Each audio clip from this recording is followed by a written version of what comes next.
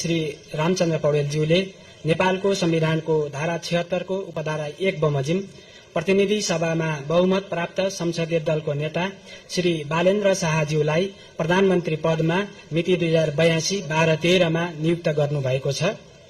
नेपालको संविधानको धारा 80 बमोजिम आज यस समारोहमा सम्माननीय राष्ट्रपतिज्यू समक्ष नवनियुक्त सम्माननीय प्रधानमन्त्री श्री बालेन्द्र शाहज्यूले प्रधानमन्त्री पद तथा गोपनीयताको शपथ लिने कार्यक्रम रहेको छ।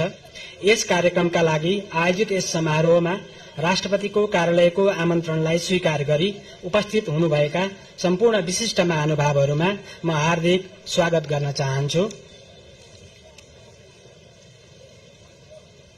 अब म सम्माननीय राष्ट्रपतिज्यू समक्ष प्रधानमन्त्री पद तथा गोपनीयताको शपथ लिन नवनियुक्त सम्माननीय प्रधानमन्त्री श्री बालेन्द्र शाहज्यूलाई सादर अनुरोध गर्दछु।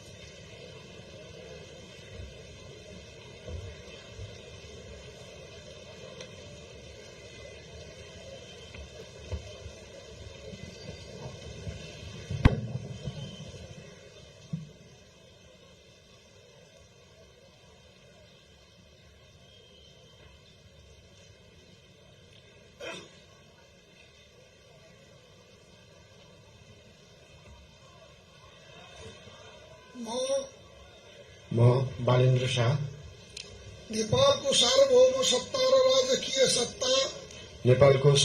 सत्ता र राजकीय सत्ता नेपाली जनतामा निहित रहेको नेपालको संविधान प्रति पूर्ण वफादार रही सत्यनिष्ठापूर्वक प्रतिज्ञा गर्दै ईश्वर देश र जनताको नाममा शपथ लिन्छु कि प्रधानमन्त्री पदको जिम्मेवारी प्रचलित कानूनको पालना गरी मुलुक र जनताको भलो चिताई कसैको डर नमानी पक्षपात नगरी पूर्वाग्रह वा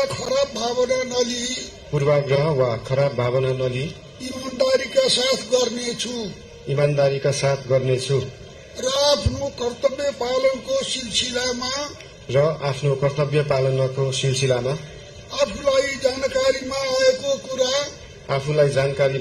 कुरा म पदमा बहाल रहँदा वा नरहँदा जुनसुकै अवस्थामा पनि प्रचलित कानूनको पालना गर्दा बाहेक अरू अवस्थामा कुनै किसिमबाट पनि प्रकट वा संकेत गर्ने छैन। धन्यवाद। यसपछि नवनियुक्त सम्माननीय प्रधानमन्त्रीज्यूलाई आफ्नो आसनमा रही शपथ पत्रमा हस्ताक्षर गरिदिनु हुन अनुरोध गर्दछु।